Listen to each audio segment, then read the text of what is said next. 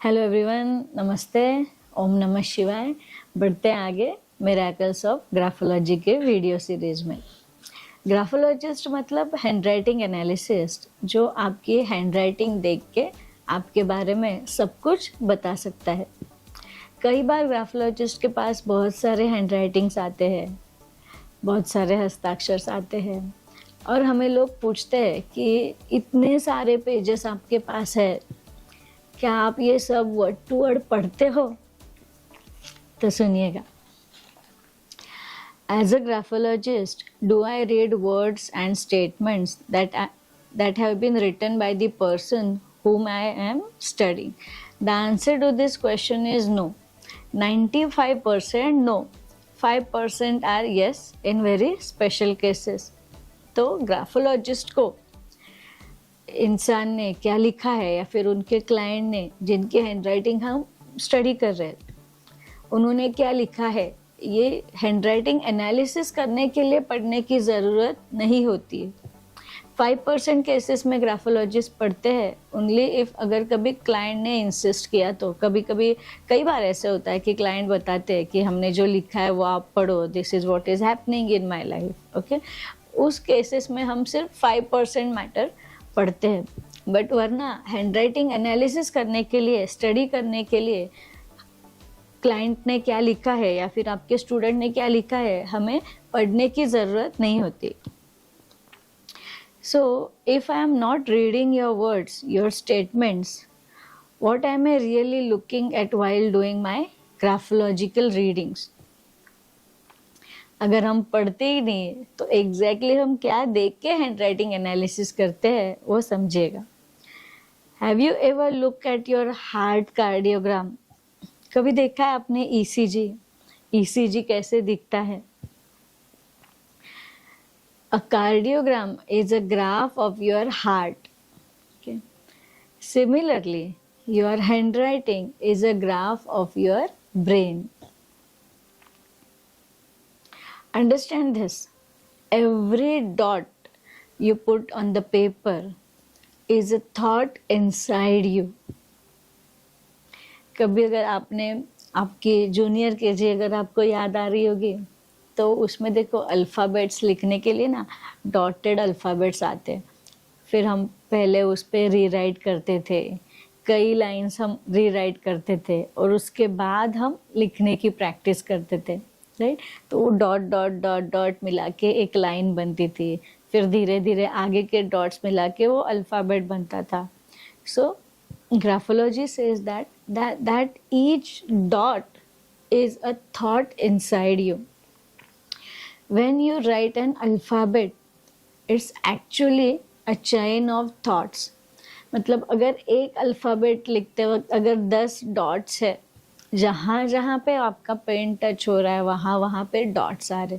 So for example अगर एक alphabet ए alphabet लिखने में अगर आपके 10 डॉट्स है या फिर 15 डॉट्स अगर आ रहे हैं, तो 10 डॉट्स मीन्स 10 थॉट्स. इतने सारे थॉट्स हमारे मन में होते हैं. Every curve, line, dot, circle you write on the paper is actually a sequence of unconscious thought inside you. हम बहुत बार अनकॉन्शियसली सोचते रहते हैं, कंटिन्यूसली सोचते रहते हैं. कभी कभी ये थॉट्स हमें पता होते हैं, कभी कभी हमें पता भी नहीं होते कि हम इतना कंटिन्यूसली हम क्या सोच रहे होते हैं. हर एक अल्फ़ाबेट जो हम अपने हाथ से लिख रहे हैं, हर एक अल्फ़ाबेट मतलब इतने सारे थॉट्स की जैसे कि एक चेन ही है. Do you think 2 people can have the same thoughts and their sequences inside? No, right? 2 लोगों के थॉट प्रोसेस या फिर थॉट्स सेम नहीं होती. मतलब आपके बाजू में अगर कोई बंदा है, आप इस टाइम पे जो सोच रहे हो ज़रूरी नहीं है कि वो बंदा उस टाइम पे वही सोच रहा है. मोस्ट ऑफ द टाइम हर इंसान सेम टाइम पे अलग अलग चीज़ें सोच रहा होता है. This is the biggest reason why everyone's handwriting is also different. हर एक इंसान की सोच अलग अलग होती है इसीलिए हर एक इंसान की हैंड राइटिंग भी अलग अलग होती है, because your hand writing is a graph of your brain. Even though two people might have gone to the same KG school where they started to learn handwriting, the system of learning to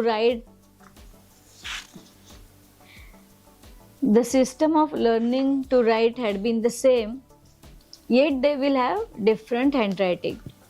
मतलब अगर same school में पढ़े होंगे, same teacher से भी पढ़े होंगे, लिखने का तरीका भी सेम सीखा होगा, तो भी वो दो बच्चों का हैंडराइटिंग अलग अलग ही होता है. Why do I mean by difference in handwriting? Handwriting अलग अलग होता है मतलब क्या एग्जैक्टली? हैंडराइटिंग अलग अलग होता है मतलब क्या एग्जैक्टली, वो भी समझेंगे. You will always find two people's handwriting different. Here is an exercise for you. अभी हम एक एक्सरसाइज करेंगे. यहाँ पे आप ये वीडियो थोड़ी देर के लिए, 1 सेकेंड के लिए पॉज करके A4 साइज का प्लेन पेपर लेकर आ सकते हो, या फिर A4 साइज की अगर बुक होगी आपके पास तो A4 साइज के बुक आप लेकर आ जाइएगा. जहाँ जितना प्लेन हो उतना अच्छा. जैसे हम जेरोक्स के लिए जो प्लेन पेपर यूज़ करते हैं, या फिर प्रिंट आउट के लिए हम जो प्लेन पेपर A4 साइज के जो यूज़ करते हैं, we can use that.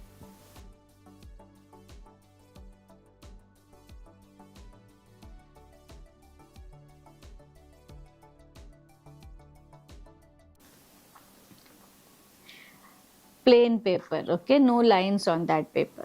Okay, now can you write 2-3 lines on that blank paper?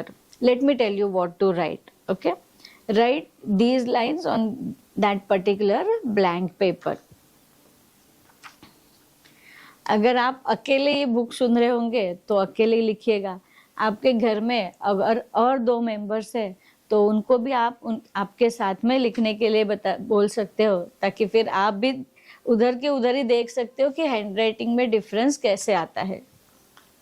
अभी लिखना क्या है, ध्यान से सुनिएगा. You need to write these lines. I am learning graphology. I am listening a book on graphology by doctor Mitali S.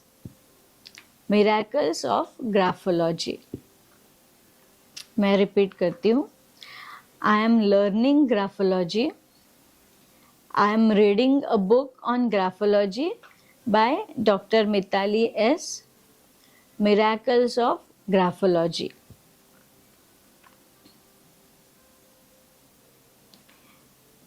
अभी हम observe करेंगे कि इस हैंडराइटिंग में, ये 2 लाइन के हैंडराइटिंग में हमें कौन कौन से डिफरेंसेस दिखते हैं, और हम ये हैंडराइटिंग को कैसे समझेंगे, ग्राफोलॉजिकली कैसे समझेंगे. मिलते हैं नेक्स्ट सेशन में.